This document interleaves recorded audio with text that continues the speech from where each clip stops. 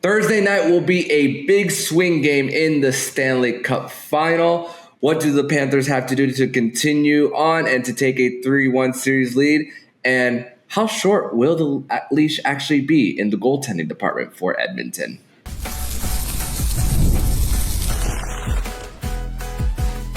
You're Locked On Panthers, your daily podcast on the Florida Panthers. Part of the Locked On Podcast Network, your team every day. Hello, everyone, and welcome to this very special crossover edition of Locked On Oilers and Locked On Panthers. I am Nick Zararis, the host of Locked On Oilers. That is Armando Velez, the host of Locked On Panthers. And we want to thank everyone that is making our shows their first listen of the day.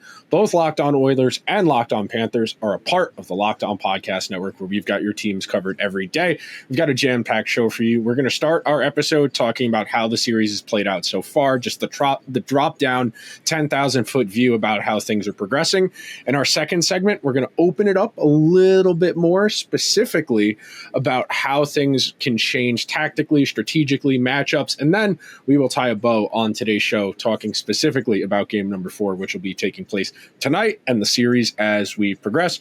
Armando, my friend, the first question I have for you as far as the series has gone so far, what do you feel changed most dramatically between game 1 and then 2 and 3? Because game 1, easily the best the Oilers have played, not a coincidence, the one game they've won so far. But as the series has gone along, it's very clear that something has adjusted for Florida and it's enabled them to play significantly better hockey. What would you put your finger on as being the biggest difference? I think the biggest difference for the Panthers that I believe is the fact that they're able to just get in on their forecheck, and the fact that they're able to just continue to get the puck out of their own D zone a lot quicker with those one touch passes for them. They're not a team that likes to take the puck out on their own. They're waiting for someone to be around the middle towards their defensive blue line and to just get it out a little quickly, and then try to at least get a little bit of space and then shoot it in, and the dump and chase game for them. And that's where they're able to easily get more on their forecheck. It's a lot of those more transitions. It's not really a lot. It's not really in the case of odd man rushes for them. But I think that's really been a big difference in how they've been doing it, and to just get more of that time in the offensive zone. It hasn't been a lot of those big swings in the Edmonton Oilers' direction when it comes to just the possession metrics. So I think that's been key. And going off of that, the other thing that's really jumped out at me through these first 3 games is the volume of set plays the Panthers have out of dead plays, whether it's off of a zone entry or off of a face-off. They always do a very solid job where if they win the face-off, which they've done a really good job of so far in this series, they've been great on the face-off circle. They always find a way to create space, whether it's the wingers alternating with each other, whether it's just the straight-up tie-up in the middle and then the winger coming across on their strong hand to be able to get a shot off of what's effectively a one-timer. Is that something that's been consistent, or is that a wrinkle that's been added over the course of, say, a playoff run or this series in particular, just because they've been so dominant in the face-off circle? Yeah, it's been something of the Panthers whenever they do get in the offensive zone, especially because of how speedy their wingers are, especially 2 guys like an Evan Rodriguez or Carter Verhaeghe who could shoot from the outside, whether it's between the hashes or right at the circles. So that key draw has been huge for the Panthers, and just how they're able to just quickly tap it, or even if it's not the wingers, the fact that the blue liners can walk along, and then those wingers, when they're doing those crosses, whether they're curling up and the defense for the opposition is going towards the center, that gives an opportunity for those second chance, and also even if they're still in the middle of their skating stride up the gut, that's a little bit of the taking away the eyes of the goaltender that has truly worked in the Panthers' favor. Oh, yeah. The Panthers, I would say that's been the biggest weakness and the biggest vulnerability they've exploited so far in this series is the Oilers just haven't done a great job of clearing the net front, and the Panthers do a great job of even double and triple screening where they have wingers coming across where they're intersecting with each other.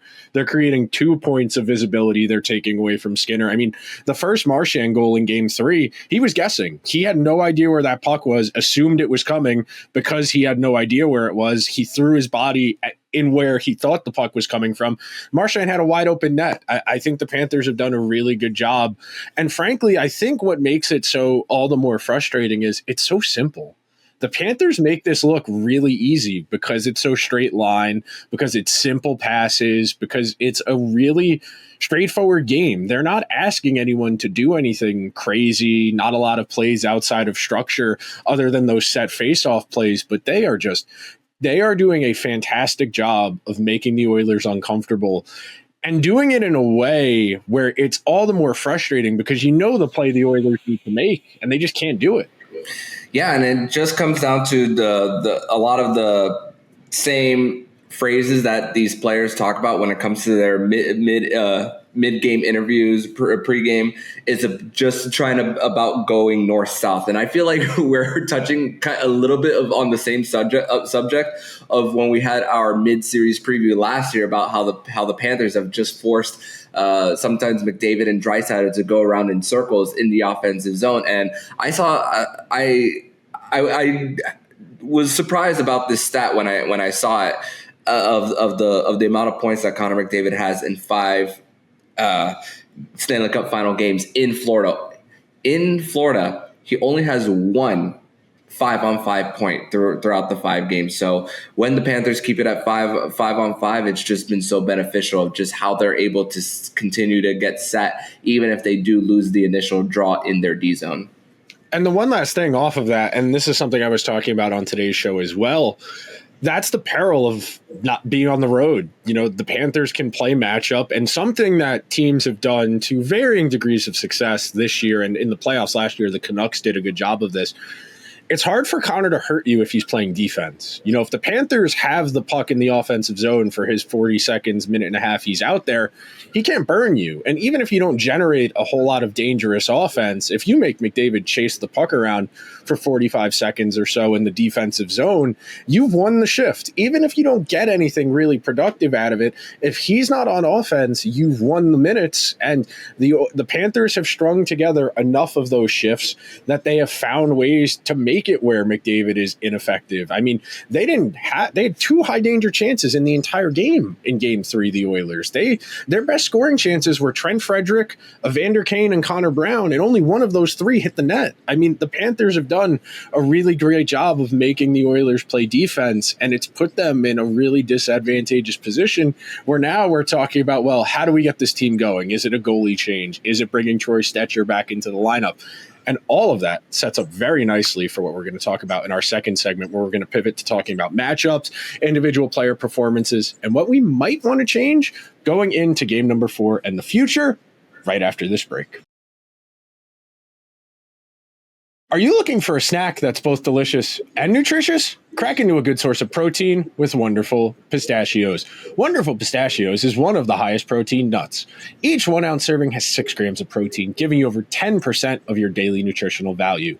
Plus, they're packed with that ultra important fiber for gut health and better for you unsaturated fats to help you keep feeling fuller longer. Personally, I love the no-shell variety. It's the perfect grab-and-go snack for busy days when I'm here at my desk working on the show, doing research or editing, or if it's the end of the day and I'm trying to squeeze in a last bit of protein to hit my macros for the day, they're a great go-to. Or if you're old school and you love cracking open every shell for that satisfying crunch, the in-shell options are a classic favorite.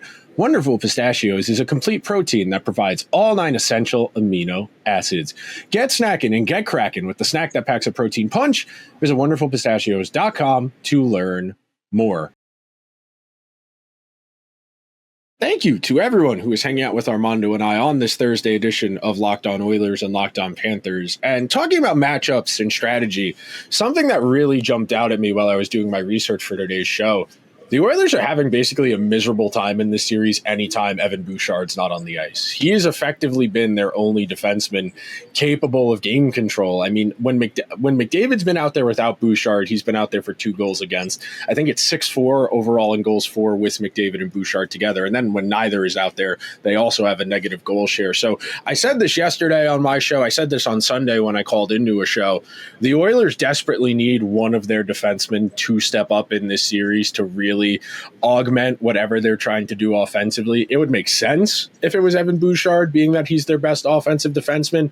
But right now, I think as much as we want to talk about the Oilers needing to score more, I personally feel that their defense needs to pick up some of the slack, because it can't just be we need to score 5 goals against Sergei Bobrovsky in this Florida defense. The Oilers need to do more defensively to not need 5 or 6 goals to win. I mean, they should have probably, if you score 4 goals against the Florida Panthers the way they did in Game 2, you probably should win the game. But their defense, their goaltending, it's been, I wouldn't say a major letdown, but it's definitely a cause for concern so far. Yeah, and I'm looking at the shot share for Evan Bouchard when he's on the ice, 40-21 at 5-on-5. So, and there's only one person who's above him in that category, and that's Corey Perry. And also, Ryan Nugent-Hopkins is up there as well. And to think that he's not even taking faceoffs right now, who Ryan Nugent-Hopkins right now is a game time decision. So definitely, Chris Knobloch has already shuffled some of the D pairs in from Game 2 to Game 3, putting Klimberg in that second pair, putting another right-handed shot up there. So now you're trying to put in likely another right-handed shot in Troy Stetcher up there, so that it also helps whenever it comes to the protecting the puck at the blue line, which the Panthers, like I mentioned, they're a team that has been thriving on getting those those quick one-touch passes out of their end. So that's another thing about hopefully for the Panthers able to still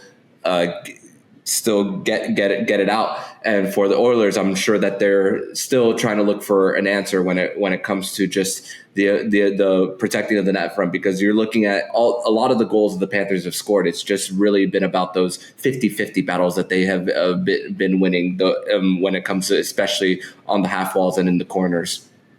Oh, yeah, absolutely. That's one of the things about the Panthers. I've likened them to fighting against quicksand or fighting against a boa constrictor.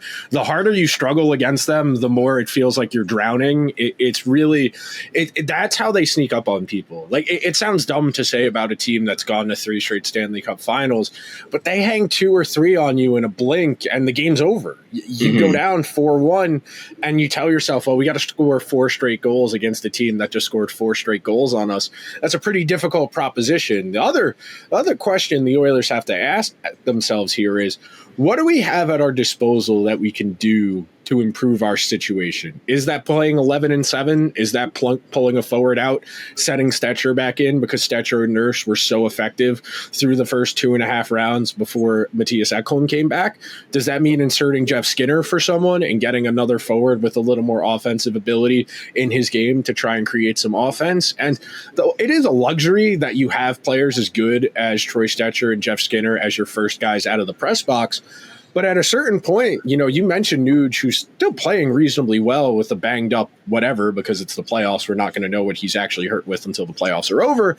But you have a player who is physically compromised. You are struggling to score, and you need anything to get a spark going. And I was just talking about the defense. If you have the convictions to go 11-7, and I know statistically teams that go 11-7 really don't have good win-loss records, which I find very interesting why that's the case. But you can do that. You can insert Skinner for one of the forwards. You can go back to the defensive pairs you were running earlier in the playoffs. The best defense the Oilers played was when Brett Kulak was playing with Evan Bouchard as the Matthias Ekholm replacement. Could you look at something like reuniting those two? They had a 7-1 goal differential through the first 2.5 series up until Ekholm came back, where they outscored opponents 7-1. They had a dominant share of the shots, and you have that in your back pocket. But at the same time, you want to keep Ekholm and Bouchard together because that's clearly your best pair. Unfortunately, the Oilers just have a lot of questions as far as what they want to do. It's a luxury to have these questions because some teams just don't have the depth where you can bring a guy like Skinner or Troy Stetcher back in. But sitting here right now, the Oilers have a lot of questions, and we haven't even talked about the goaltending yet. And I know we're going to talk about that in the next segment, but it's a lot of questions. And when you're down in a series, those questions, they start to multiply in the permutations in your head of, could you play this guy with that guy? And you're looking for a solution, and you don't want to make a mistake, which is why I know some coaches are reticent to change things, even if they're not going particularly well.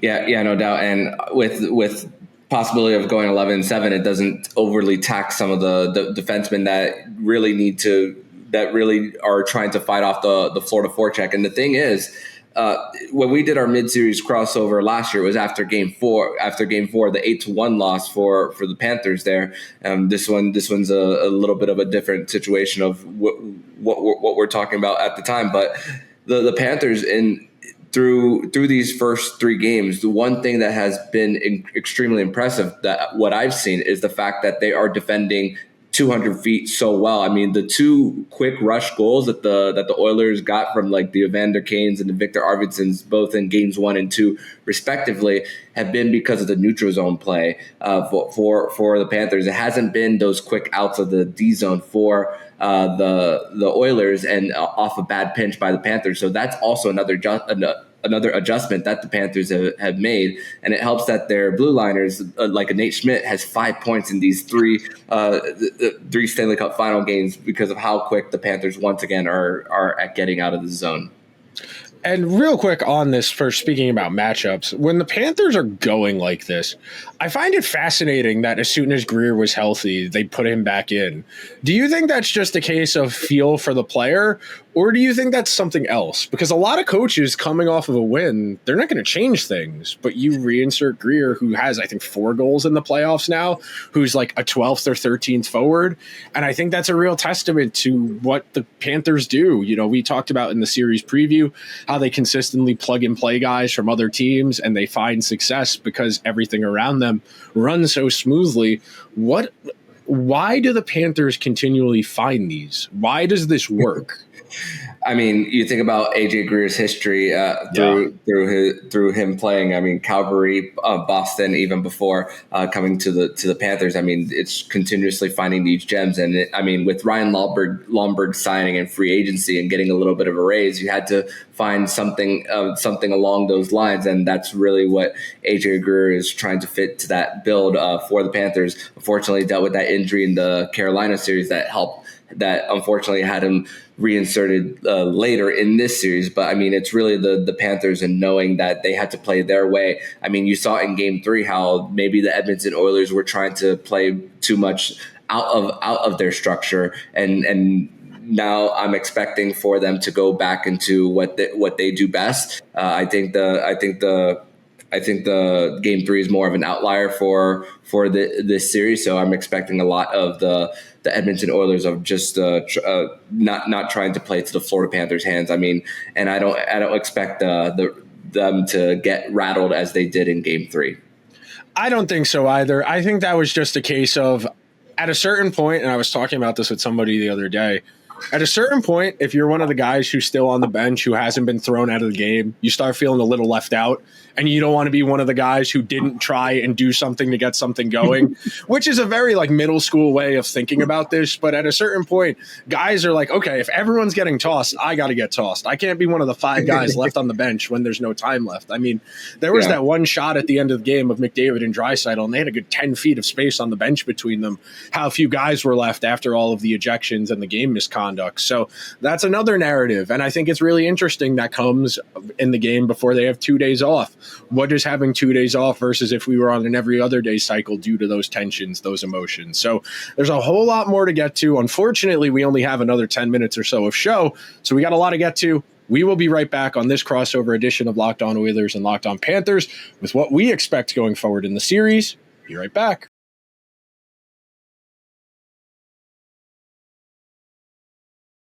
Thank you to everyone who is hanging out with Armando and I on this crossover edition of Locked On Oilers and Locked On Panthers. And I will start things out with the question I have most for you. Why, or what should I say, has made the Panthers power play better in this series, and why am I actively worried about it going forward? I mean, it's very unconventional to see a first power play with 2D in today's NHL, even though the Oilers cribbed that at one point in game 3, where they went to Wallman and Bouchard just as 2-point shots to try and create more space. What's changed for the Panthers power play year over year that's made them more effective this year versus last year, where they went to a really prolonged cold stretch in the playoffs? I remember at one point they had Oliver Ekman-Larsson running their power play in the playoffs last year. What's different for them on the man advantage? I think it all comes down to the fact that they have the two forwards is because of where Aaron Ekblad was in the beginning of his career as the more offensive defenseman when he was drafted out of Barrie, out of the OHL back in 2014. And the thing is, he's not really used as a guy who is going to protect the blue line for the Panthers on the power play, and he could be that trigger man who could be on the left flank for him to give a little bit more of an angle to beat the goaltenders on the far side. But hey, if you need him to protect the blue line, he's there to do that job for Seth. And that's another great thing about just trading for Seth Jones. But here's the thing, Nick. That's not even the unit that's really getting going for the Panthers. Mostly, it's been the power play too for the Panthers. Two goals from Sam Bennett in this series, one from Carter Verhaeghe on the last one. I mean. And I gotta also give a lot of credit to Matthew Tkachuk, even though he hasn't lit the world on fire. I mean, he's the one getting in the blue paint. Even though people might see on the box score secondary assists, what he was able to do when he was feeding that puck towards Sam Reinhart before the fifth goal.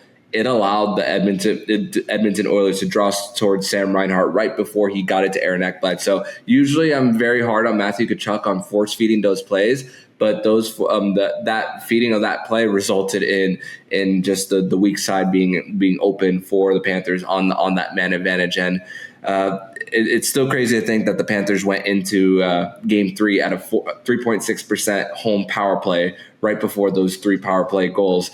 I mean, it's been a 40% on the road in these entire playoffs. And to flip the script a little bit at home, and the fact that it's multiple units. And to think, even Nate Schmidt for power play 2 in the offseason when we were talking to him, he spoke about how there's been times where he's been removed off of the power play, and he's been able to accept his role. To think that they don't really have a true man to run the power play on that second unit.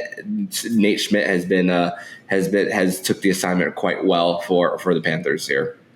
Yeah, definitely, because that's something that's really jumped out year over year as far as big differences. Obviously, the Oilers' penalty kill was historically good last year, and it has been, I wouldn't say historically bad, but very bad. And I think part of it is the Panthers, the way they like to run their power play, where it's a lot of plays on one side of the ice, makes the Oilers very vulnerable, because the Oilers generally cheat to that one side of the ice. And like you said, on that fifth goal, I mean, that's as wide open as you're going to get once you get that pass across that center lane. And I do think the Oilers' inability to adjust there, whether it's personnel or even tactics at that point, it's been a real glaring problem. I mean, Mikael Granlund scored a goal in the one game the Stars won in that series in a very similar fashion, where the Stars got the pass across the center lane, and all Granlund had to do was walk it in, and you were able to beat Skinner high. And it's been really difficult because the power play is swinging these games. And obviously Game 3 got away from the Oilers, both in terms of the score and their emotions.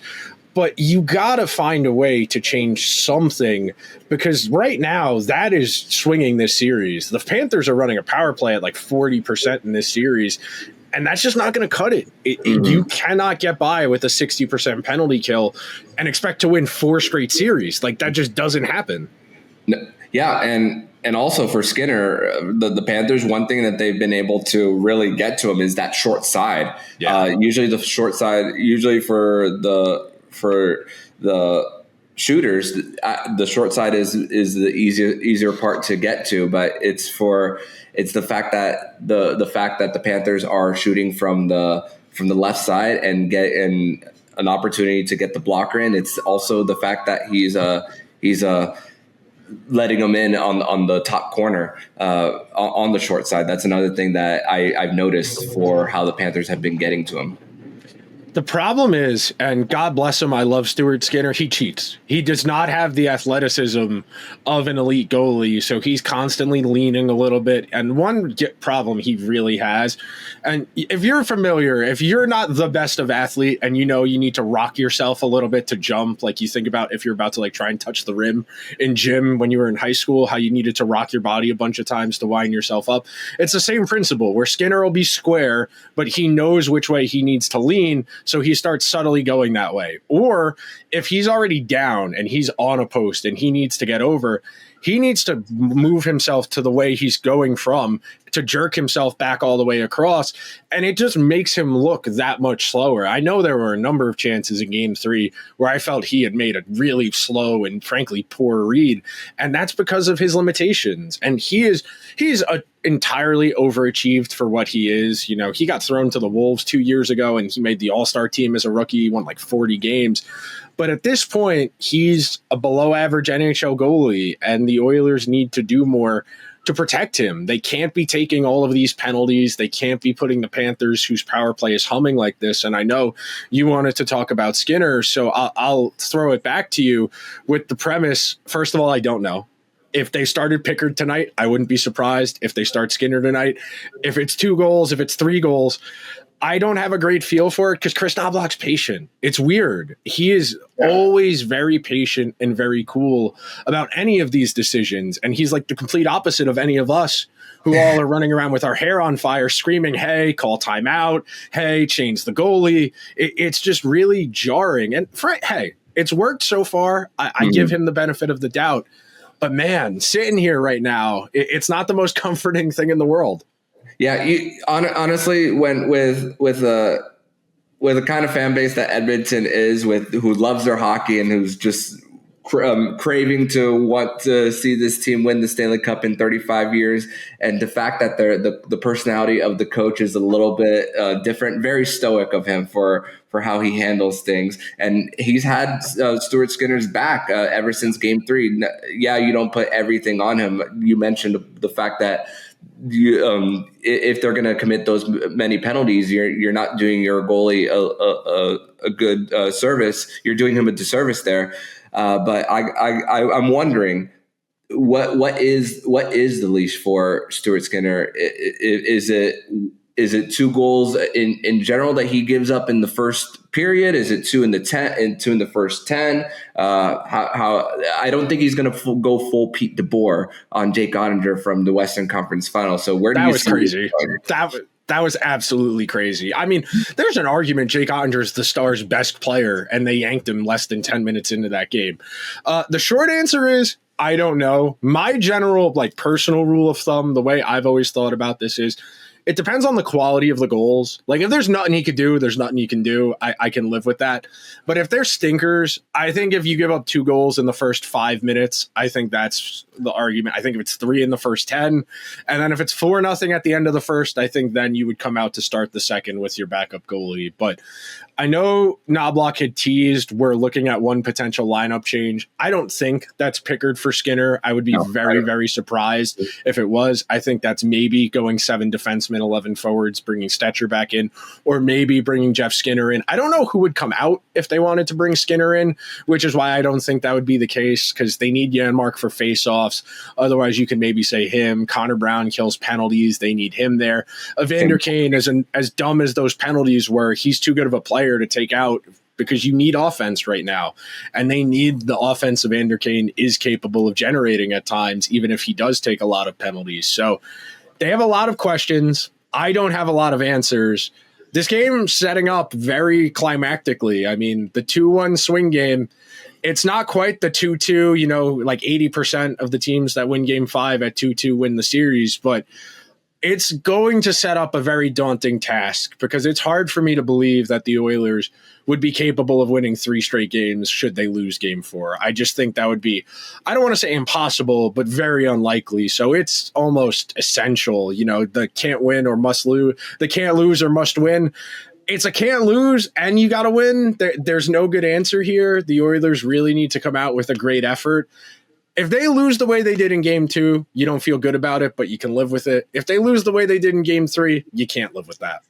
Yeah, and for the Panthers, they got to treat this as a must win. As great as they have been on the road, you don't want to take another chance in having to go into Edmonton's environment to try to get one more in order to win the Stanley Cup. As much as confident as they are, and the great thing about the Panthers here is, I know we talked about line matches a little bit. Paul Maurice also spoke about how earlier in the playoffs he was trying so hard to line match. Barkov has been against McDavid throughout the first three. It hasn't mattered whether it's been home and away, but he's also been in the position. He spoke about it mostly today about how he's able to trust his players more, and I'm interested to see how much more of that trust he implements in game three, as once again they'll be at home and looking to have a little bit of a stranglehold right before they go back to Edmonton on Saturday night. That will do it for this crossover edition of Locked On Panthers. We want to thank everyone that made our shows their first listen of the day. Be sure to check out Locked On NHL and Locked On NHL Game Night over on the Locked On NHL feed. Be so kind, subscribe, leave comments, leave reviews if you're listening to the audio version on Apple or Spotify. Those help the shows out tremendously. Everyone enjoy the Stanley Cup Finals. And you've been listening to Locked On Florida Panthers podcast, part of the Locked On Podcast Network. We're your team every day.